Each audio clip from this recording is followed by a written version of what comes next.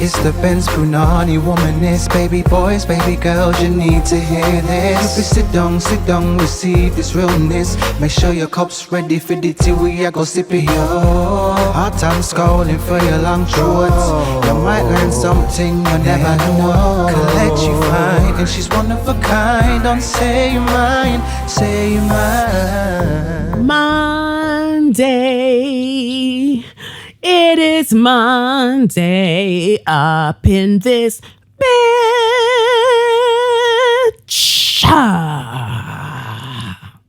Yes, it's Monday. And welcome to another episode of SYM, officially known as Say Your Mind and unofficially known as what? Yes, suck your mum.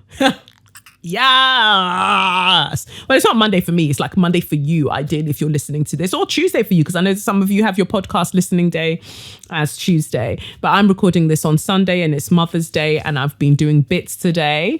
I'm Kelechi Okafor, as you should well know by now. But if this is your first episode, hi, weirdo.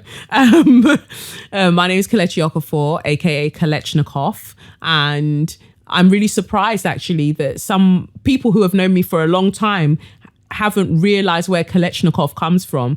It's like Kalashnikov, the AK-47. Someone tweeted at me today and was like, your name sounds like a Russian spy. And I was like, yeah, Kalashnikov, the AK-47 it's a gun. Oh my God, why didn't I realize that? And I was like, yeah, that's really rather odd. So you can sit in the corner and you can have the dunce hat. But yeah, so hi. How are you all doing? Hope you're having a wonderful day so far. Wonderful start to your week.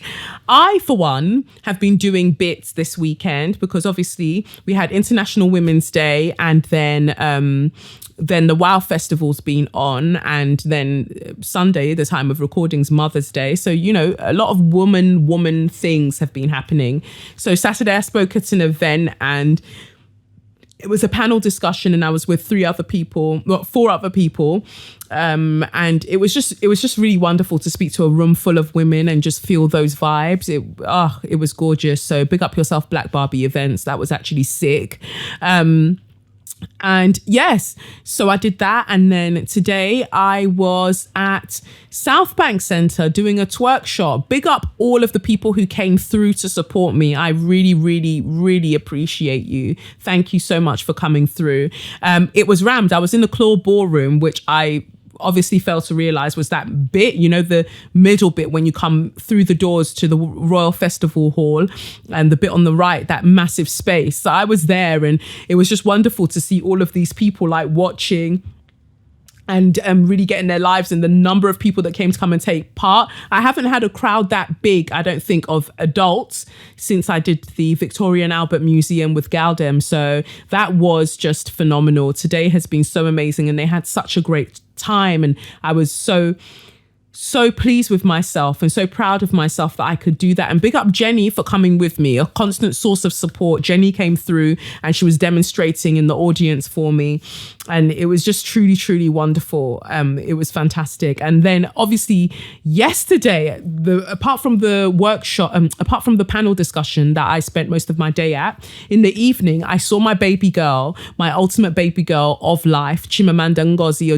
Adichie, at the South Bank Centre in conversation with Rennie Edo-Lodge, and gosh, it was wonderful. So if you don't know, Rennie Edo-Lodge, she is the one that's written the book Why I'm No Longer Talking to White People About Race, and obviously Chimamanda Ngozi Adichie is just, you know, everything. Half of the yellow sun, the purple hibiscus, the thing around your neck. We should all be feminists. Dear Ijawele, like, come on, Americana, true baby girl. Like, I feel like she's my big sister, you know, like she's actually big in the game, not just because of the acclaim that she has, but just because of the person that she is. She's just so wonderful. And I love that she showed me how you can eloquently just tell people to suck their mums. And I said what a rascal said. Like, she had such a way about her that it just made me feel like, you know what, I love it. I don't think I could ever be that kind of person, like that kind of the kind of composure that she has is a very signature thing to her. I have my own brand of how I go about speaking my truth, and she has hers, and I just love hers and I respect her greatly. And shout out to all of the baby girls that came up to me at the South Bank Centre to tell me that they love my tweets and they love the podcast and everything else. Like, I don't think you guys understand. First of all, what you need to understand is that I'm a shy person. People don't seem to get this. They're like, you're not shy. You can never be shy. You're so loud. Actually, no, I'm a very shy person. I'm not to say that I'm quiet, like I'll cuss you out if you deserve it. But in terms of the fact when I meet people, I'm just very kind of quiet.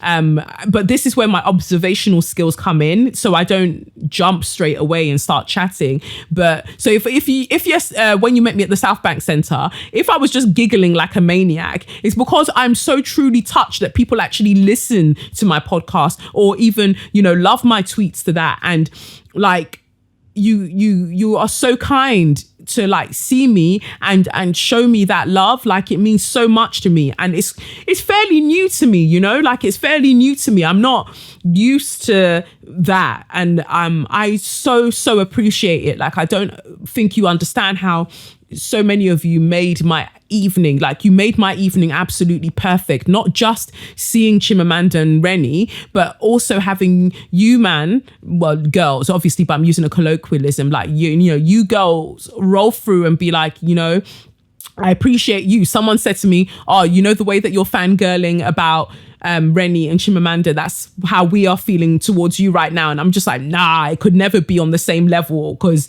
of what I'm feeling right now. But that means so much. Like, I am so humbled because, I record this podcast and it is what it is. And I write my tweets and it is what it is. But it means so much when I know that it impacts other people and it makes more women and more people generally sure of their own voices. Like, it was just wonderful. So thank you so much for that.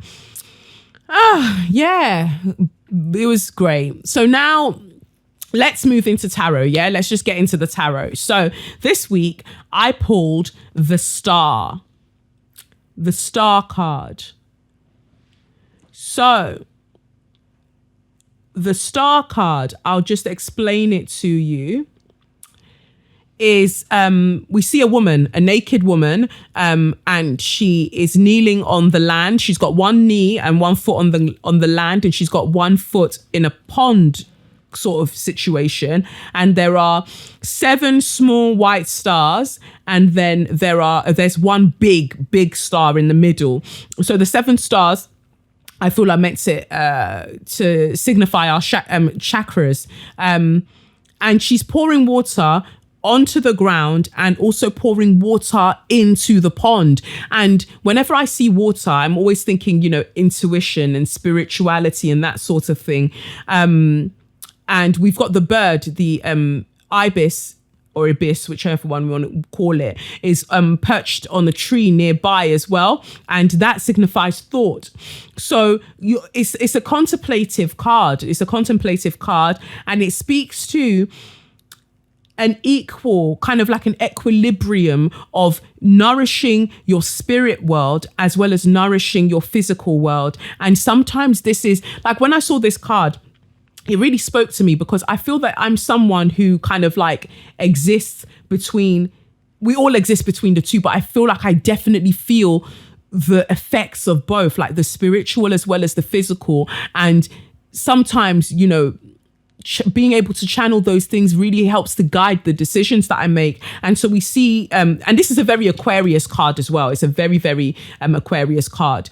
But it's one of those things that just speaks to the fact that for us to have true balance in our lives, we can't indulge too much in the physical world, because this physical world also is a construct. It's a construct. We construct reality and we all collectively decide on a reality. Yeah. But the spiritual realm, that's what we need to nourish, because that's what keeps us going. And we are ultimately divine beings. So we should pay attention to those things. And ultimately, this card as a whole, the theme of it is because it comes after the Tower card, and in the Tower card we see like destruction, fire, everything agwan, everything's just like everything's falling to shit, basically, just ruin and conflict. And for me, that's what I had this time last week. I was dealing with conflict from a little rat, and I had to really take on board what Leona Nicole Black was saying, what Tatiana Taro was saying, just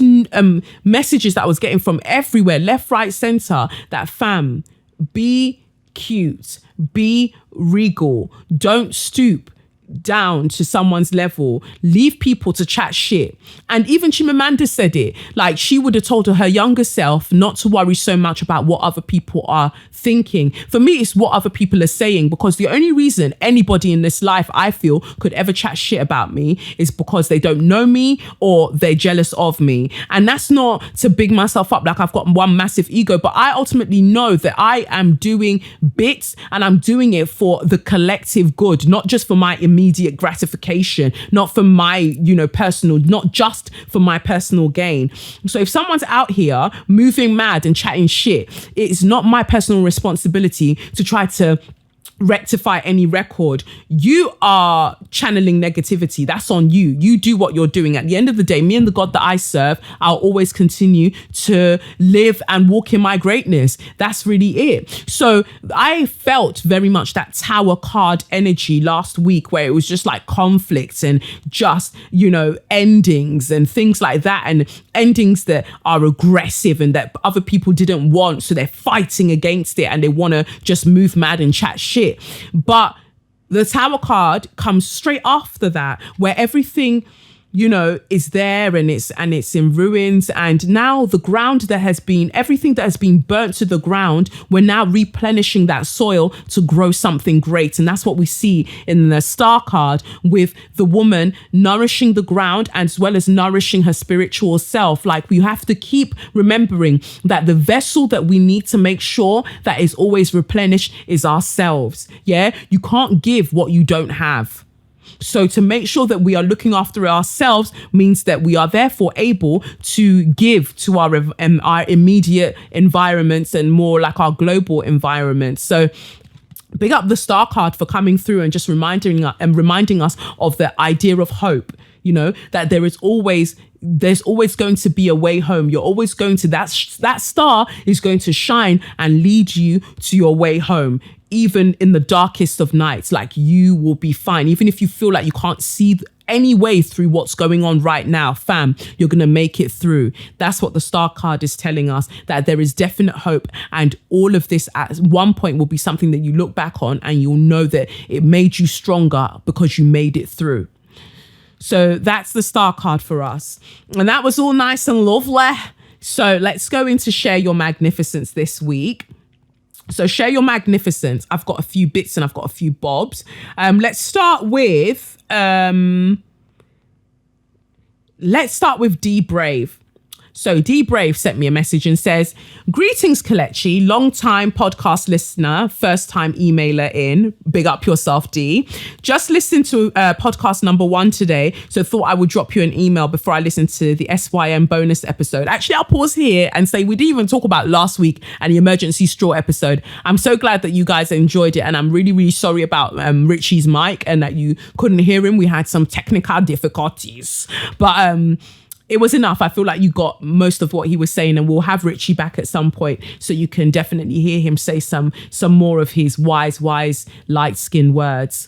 So, no, I love Richie so much. Like, he's just a beautiful, beautiful boy. Yeah, so we'll do more of that. But I'm so glad that you enjoyed the emergency episodes, and I'm so pleased that you listened to one and you went straight and listened to the others. Like, the numbers are equal. It's not like you just listened to one. You listened to both of them, and some of you watched as well. So thank you so much, all the viewers as well. Like, that means a lot. Anyway, back to this. So again, I feel like I'm one of the ambassadors of Ferrero Rocher at a Ferrero Rocher party, because I'm just like, Kelechi, with 2 SYMs in one day, you are spoiling us. I've been waiting to email in for the longest, but there's always been some obstacle in the way. Your tarot reading for episode 12 may have something to do with it. Fear not. Fear of you not reading this stopped me from clicking the send button. But Chale, I've said bye-bye to this irrational thinking and will deliver this first class. Firstly, a Share Your Magnificence shout out to Penpally, aka Nathalie Grant, founder of 13 Rhythms, an organization that specializes in nurturing and encouraging entrepreneurship and professional development. Penpally was at a crossroads in her life a few years back and decided to do some volunteer work in Zimbabwe for 6 months. She came back re-energized with purpose. Penpally utilized the connections she made out in Zim to create RE13, a social enterprise to support the starting up and to keep to support those starting up and to keep sustainable micro and small enterprises in Zimbabwe. My second shout out goes to the Gelegang, the founders of African Ladies Day at Royal Ascot, Rachel Rose Palmer, Toyin Mayer Kasali, Yvonne Sivendrella Green, and Jennifer Jen Apia and Chrissy Addy. This year will be the 5th year of African Ladies Day, where the Gelegang organize a package including entry, transport, and food where ladies can socialize, network, show off their traditional wear, and let our African culture shine for all to see. I wouldn't have known these women if it wasn't for a Facebook group created by the ESN podcast guys. While I was traveling to Japan, they did an honorable shout out to them for inadvertently. Punctuation. Okay, I wouldn't have known these women if it wasn't for a Facebook group created by the ESN podcast guys while I was traveling Japan. So honorable shout out to them for inadvertently bringing us all together in one place. Just to clarify, ESN pod didn't create their brilliance. It just gives me the opportunity to know these amazing women personally. Finally, 2 things I wanted to ask was that, has Southwark Complex Police stopped messing with your brother? No, they have not, but we will persevere. And also, did the police catch the waste cadet? I love that word. My cousin and I used to use it all of the time. Did the police catch the waste cadets that stole your phone? No, they did not. See, the job that the police should be doing, they're not doing. And the job that they shouldn't is where they're going to chook their head and they'll be doing that. So no to both things. Every so often, both these subjects cross my mind. So I thought I'd tag them along to this email. Apologies for the length of this message, but I couldn't condense it more than it has been already. Imagine the higgy hagger I had to cut out. Your podcast is a great way to start your Monday, and your whole life is a source of inspiration, from your social media presence to your twerk classes. Continue to be great in 2018. I love it. I'm beating my chest twice in salute. Yes, D-Brave, beat your chest 2 times because you'll do it. I love just all that you managed to fit into this email. All of the shout outs that you managed to fit in is actually in itself is magnificent. So you are magnificent, D. Thank you for sending that through. And so for Penpally Nathalie, her website is 13rhythms.com, and the Gelegang is africanladiesday.co.uk. So you guys can find them there and join up to the ting. So thank you, D. I appreciate that. And then, Then I've got a message from Michael, a Share Your Magnificence from Michael, and I love who he decided to shout out, so I'll read it. Hello, Kelechi. Hope you're well. Firstly, I just want to say a massive thank you for all the amazing work that you do for people and being such an inspiration to many. Secondly, I want to dedicate my Share Your Magnificence to Nicole, Krystal, Crentsil for all the amazing work that she does for young people and for Black women, and for being one heck of an inspiration and icon to many. Ever since she and her best friend Paula hosted Black Girl Festival, Nicole has been doing big things for the community and has been working hard to help give young people and Black women what they deserve. A big shout out to her for being such a legend. Thanks again, Kelechi, for taking the time to read this quick letter. Wishing you all the best. Thank you, Mike. I really appreciate that. That's really nice of you to send in, especially about Nicole, because I saw Nicole at the Change Foundation International Women's Day event that we did at the Black Prince Community Hub near Vauxhall. And Nicole just has such an aura about her, and it's just truly comforting. Like, she's achieved so much, she's highlighted so much when it comes to mental health and just Black womanhood. Both she and Paula are just baby girls of the highest echelons. Like, I love them so much. Like, they are wonderful, wonderful women. But Nicole, my God, continue to do great work, sis. I love your new haircut. You're looking flamey. Just every day, just serving me that dark skin realness. I live for you, babes. I live for you. Thank you so much for all that you do. So that's Nicole. And then I've got a message from Jordan. Jordan says, hi, my name is Jordan Fenty. I started listening to your podcast last month. I'm a big fan. I love your authenticity and confidence. I'm on my year abroad in Japan. And why is it that all of you are in Japan? The first D was in Japan. Now you're in Japan. Like, can someone take me to Japan, please? Anyway, I'm abroad in Japan, and it reminded me so much. Let me start that again. Hi, my name is Jordan Fenty. I started listening to your podcast last month. I'm a big fan. I love your authenticity and confidence. I'm on my year abroad in Japan, and it reminded me so much of home back in Southeast London. I'm not quite there yet to be sharing my magnificence, I don't think. You're always there. We are always there to share our magnificence because we grow where we're motherfucking planted, okay? So you're magnificent. Thank you. Anyway, I'm not quite there yet to be sharing my magnificence, I don't think. I have some things cooking though. You really weren't kidding when you said 2018 would be our year. I'm just writing to tell you that I really appreciate your podcast. Living in London, I didn't really experience much racism. Going to uni in Manchester and working in a white-centric popular chain of pubs meant that with the people that I encountered, I got to really experience some of the upfront nonsense and ignorance. Someone once convinced that my curly hair was a result of the perm. I really get on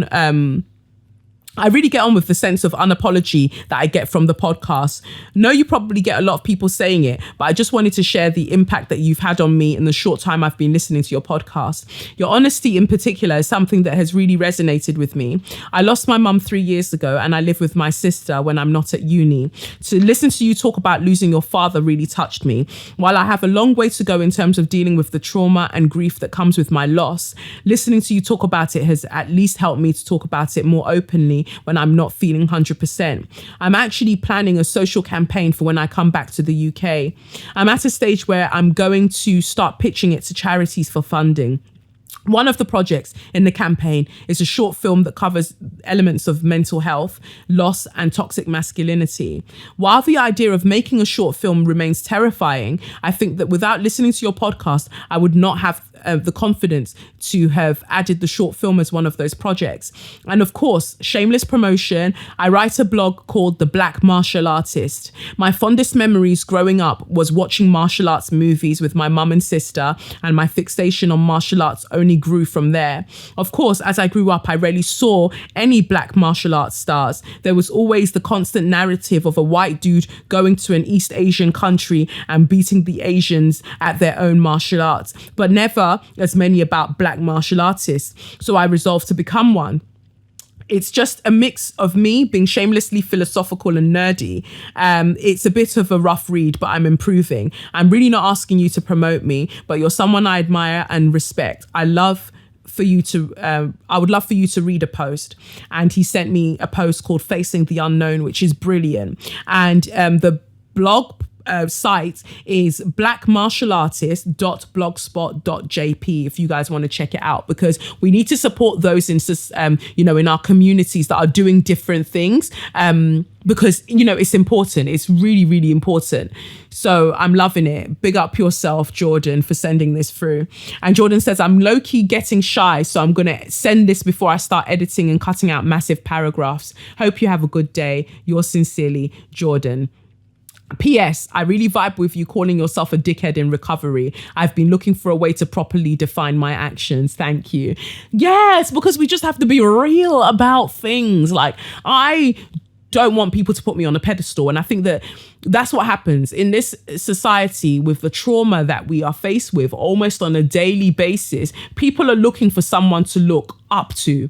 And I don't think that we should be looking up to people. I think we should be standing side by side with people and looking to our sides to see them there. We have to stand together, yeah? Because I feel like whenever people put people on pedestals, there'll always be some motherfuckers that want to kick that chair down and knock them down. So for me, it's important that we all remember that we are all human and we are all flawed and we are all on individual journeys, and we should honor and respect that. So that's important for me. But thank you, Jordan, for sending this through. It's truly wonderful. And I hope that you're having a great time in Japan, and just can't wait to learn of all of your experiences when you're back in the UK. So yeah, big up yourself. And now my final Share Your Magnificence this week is from Sarah. She says, "Hi, Kelechi. I hope this isn't improper, but I just wanted to say it was really nice meeting you tonight at the start of Reni Edo Lodge and Chimamanda Ngozi Adichie's talk. As I said, I listen to your podcast every week, and the things you say, and more importantly, how you say them, really resonate with me. Ever since I started university at 18, I'm 29 now, I've struggled with the label of angry Jamaican or the angry black woman in predominantly white spaces. So much so that I was forced to quit my job as head of English at the end of 2016. The head teacher at my school did not like me because, as someone said, I'm too vocal when I wanted to do things or change things in the best interest of my department and my students. I would ask and I would advocate, and often my passion was mistaken for aggression because I wasn't afraid to challenge the members of the leadership team. He subsequently treated me really badly, despite the fact that I became the most successful head of English the school had ever seen in my first year on the job, with no help from him or his leadership team. Therefore, hearing another black woman like you with a platform like yours speak in such a raw manner with so much passion and so vociferously makes me feel like it's okay to continue to be me and to express myself in the way that I see fit, irrespective of how other people might receive it. I write in my spare time, and I'm finally learning to become less afraid or ashamed of my own voice. I know you must receive a number of letters every day celebrating you for being the inspiration that you are, but after tonight, I felt compelled to send you one of my own. Thank you so much, and I am ready for Monday's podcast." Well, this is it, baby girl. This is it, Sarah. This is it. We're doing it. We're doing it. This is Monday's podcast, and I've read that out because I appreciate you. You know what? I just think it's important to say, like, whenever you feel it in your spirit to just tell someone that you appreciate them, do it, because that is your spirit self calling out to you to call out to someone else, and you never know when they need it. As strong and loud and confident as you might think some people are, you don't know the impact of your words and what it truly means to them. So I feel like never shy away from being able to do something kind for somebody. It means so much, because like certain man saw me at South Bank Centre. They saw me after Chimamanda and Reni's talk, and they saw me with people, but for some reason they feel like maybe I'm blowing up, and I don't feel like I am, because I feel like the work that I'm putting in, the things that I'm seeing come through for me aren't even currently meeting the work that I'm putting in, but I'm grateful to God that I'm even seeing these things manifest. So I will never knock that. But the thing is, I've been working,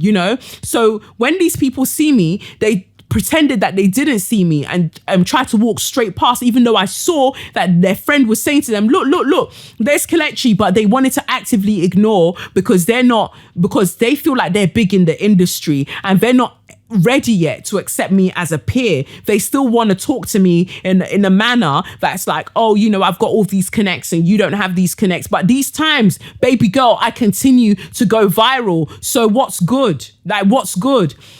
Sometimes humble yourself and see that people are working very, very hard, and they deserve the recognition that they get. Now, instead of getting into your feelings because you don't feel like you are a part of their come up, you should just support them and support them properly. But when I saw that, it just changed my view of certain people, and I kept it as like a very vague comment on Twitter, because as far as I'm concerned, if the shoe fits, you're gonna strut in that bitch. So if you know that you were the person that did that, You know yourself. You don't need to be asking me to confirm, because I'm not confirming shit. Yeah, I'm just gonna leave you in your lane and I'm gonna do me. So I'm saying this because there are people that have started moving wild the more they see that I'm accessing different platforms, and I don't understand why they're doing that. But I know that God works in mysterious ways, and we need to see people for who they truly are. And people,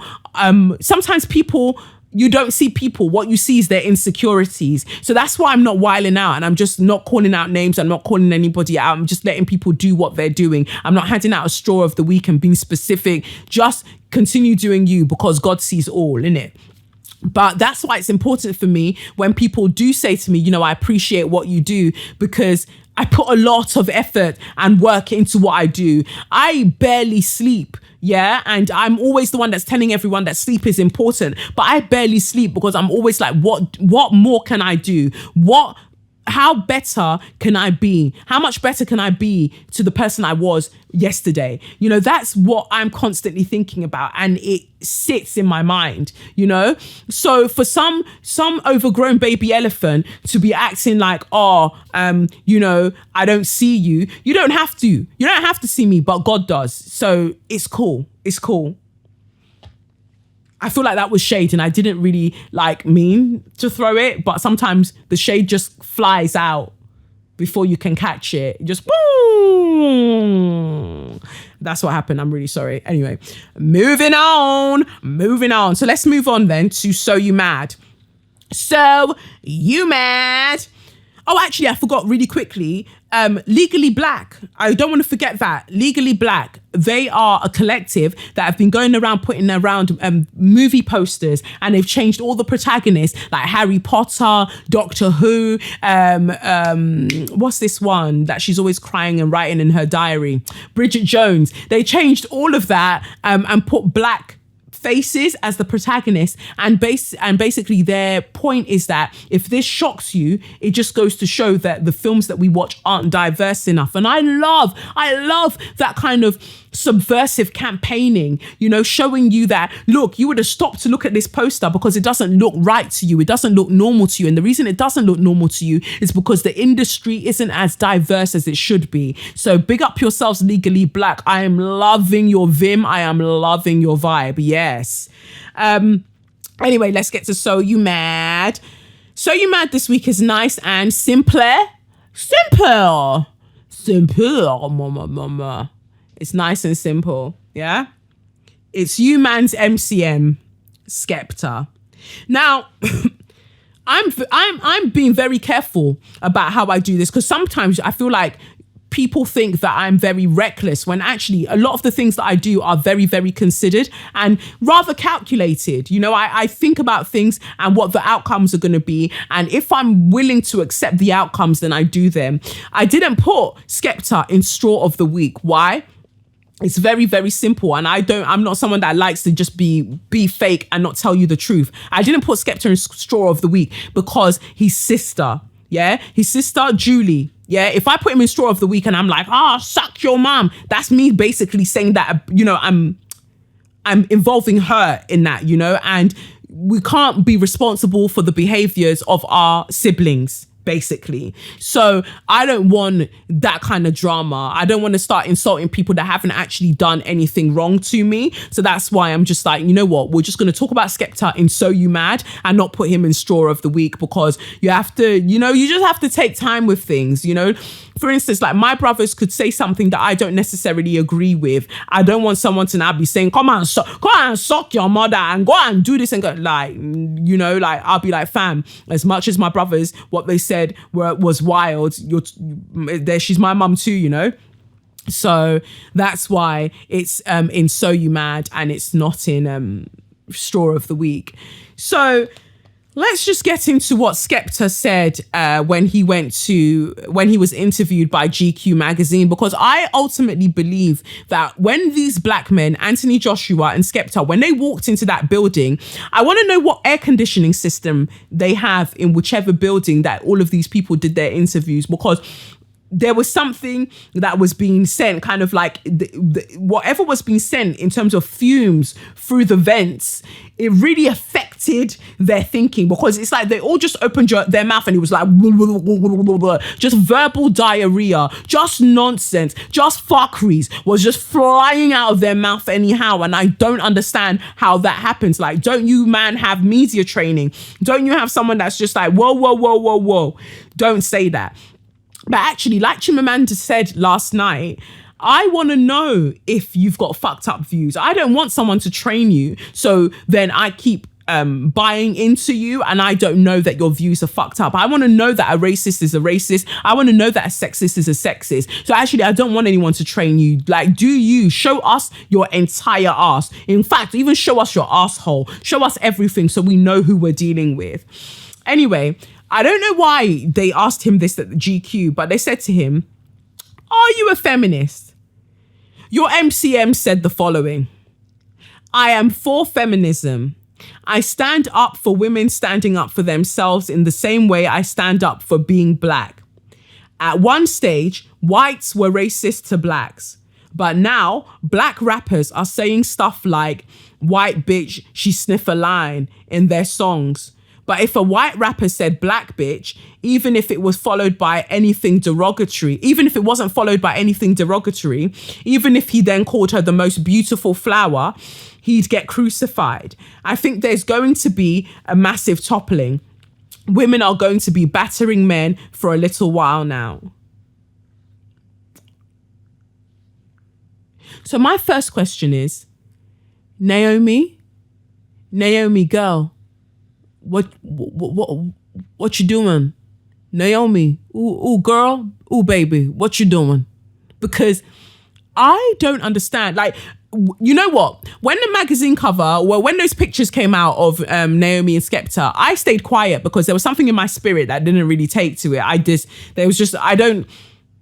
I don't see them in the same circles, and I just didn't see in my head what kind of conversations that they would be having. So it didn't really freak me, and I didn't really like the boxers that she was wearing. Like, Naomi is beautiful. She's incredibly gorgeous, and I just love her face and all of that. But I didn't get it. I appreciated that they were putting black intimacy at the forefront. I appreciated the aesthetics, like it was gorgeous in that sense, but it didn't do anything for me. So I didn't repost it. I don't like all of that sensationalized nonsense. So I didn't get involved, basically. I think I commented on it in the emergency episode and I just left it as that. But yeah, it's just, I wasn't feeling the pictures from then. So to hear now that Skepta said this while Naomi was sitting next to him, it just confirms why I didn't like the pictures, because I just feel like there is a disconnect. Like, what are you doing? What are you doing, Naomi? What are you doing? It's so wild because there's also a video that GQ made and Naomi's talking about Donald Trump and the fact that, you know, his racism is allowing for other people to now show their racism. And Skepta goes, well, what are you talking about? You're talking about politics. And then an adult man puts 2 fingers in his ears, a finger in each ear to block out what Naomi's saying. And she was just like, oh, don't worry. I know you don't like talking about activism. I know you don't like talking about politics. Honestly, I don't want to talk about politics. Why do you guys act like politics are separate from your lives? The personal is blood clot political. The policies that are decided upon impact you whether you realize it or not. You are not, no man is a motherfucking island, bitch. Yeah, the things that they're deciding in Parliament affect you. Yet you took your stinking weed infused fingers, and then you put your cocaine infused fingers, and you pop them in your ear, and you're like, I'm not listening. At your big age, fam, you're 35. You're fucking 35, and you don't want to talk about politics. What? It's so wild to me. And then, like, even the statement, there was one stage where whites were racist towards black. Bitch, when has that stage ended? has that stage motherfucking ended? Like, did I miss the memo? Like, did nobody tell me that racism is now over? But the reason that you think racism is over is because black rappers are now saying white bitch, she sniff a line in their songs. Like, but if someone said black bitch, fuck, they say black bitch every day in life. Yeah. They say it in life. And the issue with this, as Chimamanda pointed out, when you guys like to do false fucking equivalence, is that you fail to understand power. Power plays an intrinsic role in references. Yeah. So for instance, when we talk about when white people go,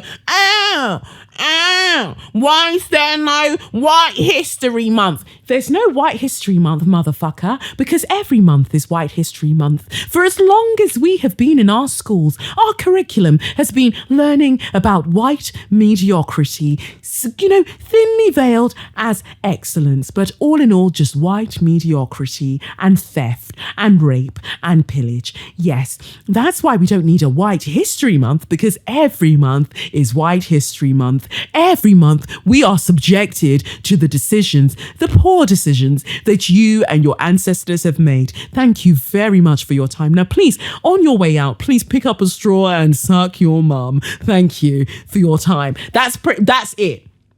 Yeah, that's why there's no White History Month, because every month is motherfucking White History Month. Because why? Power.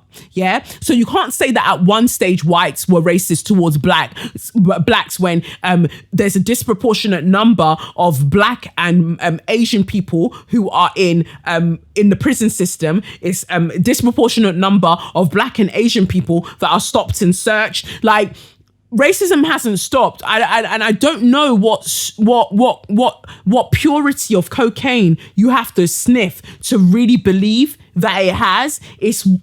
Because it hasn't. It really, really hasn't. And maybe you're on that organic shit now. I don't know. But, I don't get it. I don't get it.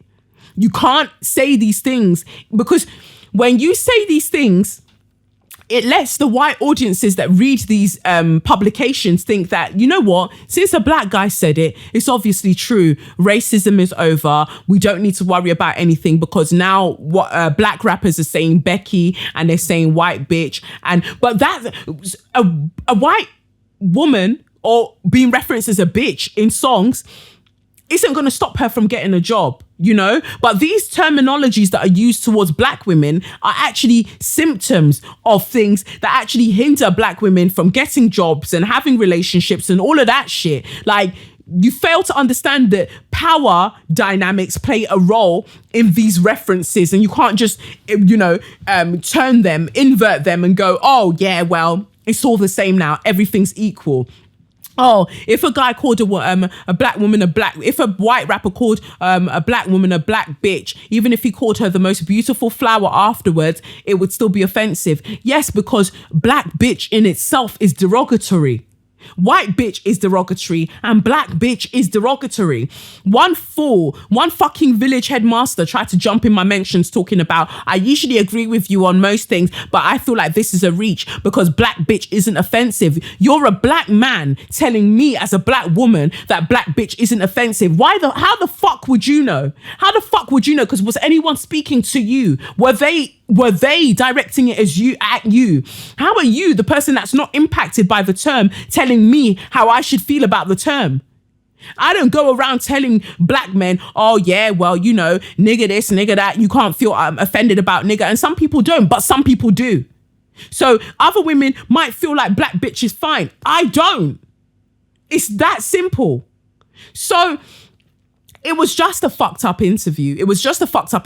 And actually, for years I've made jokes about, I really would like it if Naomi Campbell would unblock me on Twitter. But you know what? Keep me blocked. I'm happy where I am, because it goes to show that we all make poor decisions. Seeing this article shows, and that video shows that you're right now making a poor decision. So keep me blocked until you get yourself together. Thank you. So that's it for So You Mad. I'm going to jump now to Straw of the Week, SYM. Yes. So the first straw of the week goes out to Nottingham Trent University because of an incident that took place like last week or earlier this week, there's a young lady, Rufaro Chisango, who is a student at Nottingham Trent. And she put up a video, and this video makes me so upset. She put up a video on her Twitter that so far has had 67,000 retweets. She writes on Twitter, "Yo, I'm fuming. The way people in the same uni halls as me are chanting, 'We hate the blacks' outside my bedroom door. Words cannot describe how sad this makes me feel. In this 2018, people think this is still acceptable."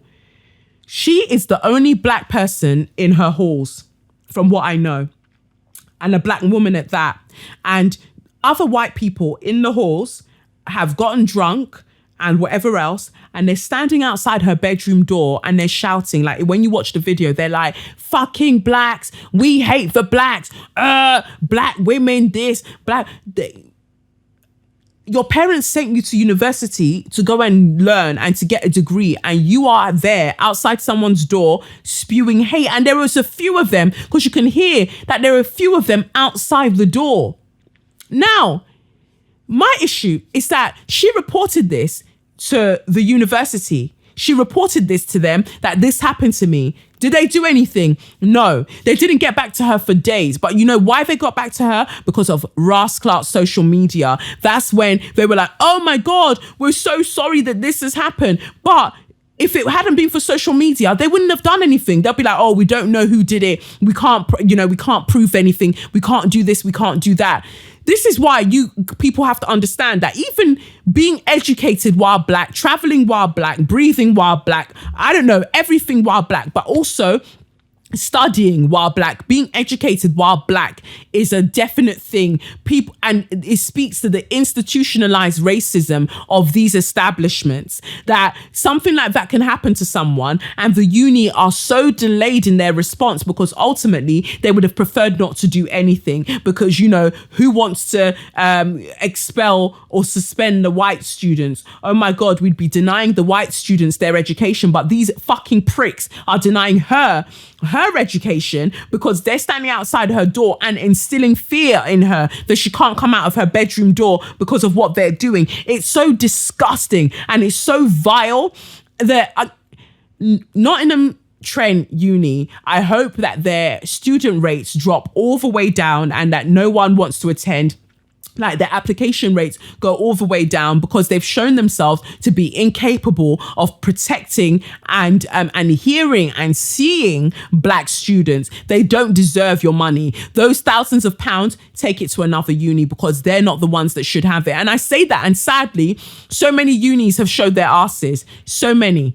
Over the years, we've seen so many unis show just how, instinctively racist they are as organizations and establishments. We've seen it happen, and I don't really know what the solution is, but I definitely think uni should be called out more on social media, because now when the news outlets picked up the story, suddenly Nottingham Trent was on job and they were like, we've reported this to the police, and this 2 students have been arrested and rare and blah blah blah. But you weren't going to do anything initially. You were happy for her to just have that experience, so you were going to keep quiet. So fuck you, Nottingham Trent University. Fuck you, you dickhead. And I need you to all take straws and go and find all of your canonic texts written by dead white men. I need you to exhume the white men. Then I need you to ask them where their mothers are. And I need you to go and suck the mothers of the dead white men in your canonic texts. That's what I want you to do, because you're all pricks. You're all pricks of the lowest order. Like, fuck you all. And Rufaro Chisango, girl, I hope you're safe. I hope you're well. And fuck these bitches. Get your degree, boo. Do you? Thank you. So that was my first straw of the week, and I really took time to really visualize how I wanted to give them that straw. Oh God, my next straw is it's going out to Ben. I think his name is Ben Rothenberg. He is a journalist, a sports journalist, and he focuses mainly on tennis. This little bitch had the cheek to refer to an exchange that Serena Williams had with a reporter that was asking her questions at a recent press conference after she won the match, because, you know, she's a baby girl and she's just black excellence through and through.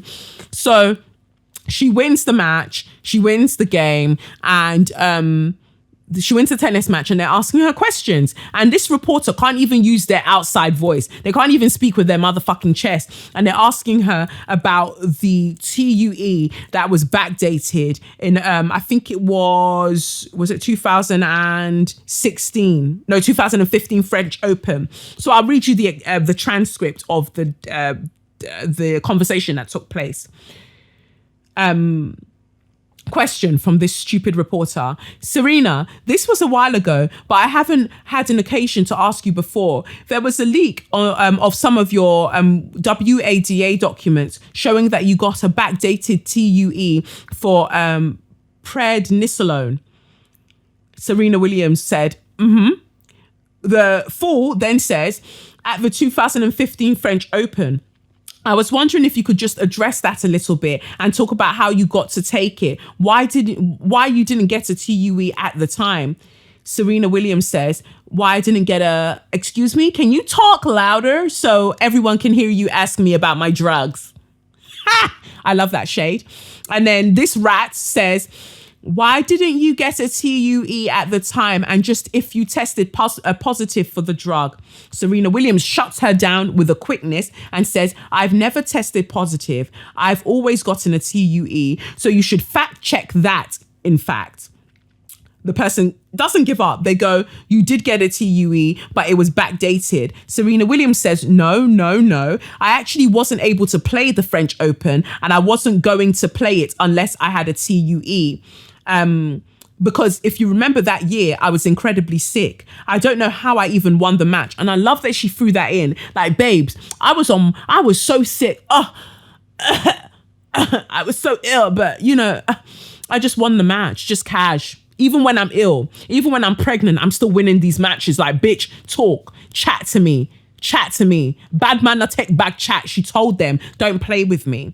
So she's just like, I don't know how I even won the match. And I said, I literally can't play the final, but I need a TUE to take a decongestant. At the end of the day, that's what it is. But I've always been very happy to answer any questions about that. And I've played over 20 years and I've always been extremely honest. That's one thing I take pride on, especially having a daughter and having a kid. I'm never going to be able to look my kid in the eye and say, Mom cheated or Mom did something that was totally irresponsible. And even before that, I've always had that attitude. I've always been that kind of player that if you're going to beat me, you're going to beat me and I'm going to congratulate you. But I'm never ever going to take an advantage and try to take an advantage over someone else, because that's not who I am and that will never be who I am. I don't know if you guys caught all of that shade, but I will just tell you where that shade was directed. It was directed at motherfucking Maria Sharap over there. Because my girl, this Russian Barbie, this mediocre Russian Barbie, she took performance enhancing drugs for 10 years, and she still could not come for the queen that is Serena Williams. She could not on her best day. She could never. Imagine taking performance enhancing drugs and fam, you're still struggling to be third. So that means that you're really shit. You know, like, fam, if I was taking performance enhancing drugs and every time I was coming third, I'd be like, fam, you know what? Maybe this isn't a shout. Maybe this isn't a look. Maybe this isn't a vibe. But because Maria Sharap over there likes to be wrong and strong, she persisted in her stupidity. And I just feel like Serena addressed that. Like, I am not that bitch. You know, I do things with class. When I step up in a place, I win my matches fair and square. When I'm out here winning all these grand slams and all these opens, I'm doing it from a place of excellence. And I need you bitches to understand that and bow down accordingly. You know, she took, so if you don't know what a TUE is, I'm just going to read it to you. It's a therapy. It's it's therapeutic use exemptions. So if you're ill and you need to take a drug, you would have let the federation know that you need to take it, like, and they're aware. God, yeah. And they're aware. So it says here, therapeutic use exemptions are situations where the tour permits an athlete to use an otherwise banned substance. Serena has received TUEs in her career, as revealed in the 2016 Russian hacking operation. The event she's referring to was the 2015 French Open, where a visibly sick Williams battled to the final and won. As revealed in the hack, she had been granted a TUE in the second week of the tournament to use the corticosteroid called prednisone. Yeah, prednisone. Retroactive exemptions are permitted in certain cases, e.g. where emergency treatment was necessary or, whatever. So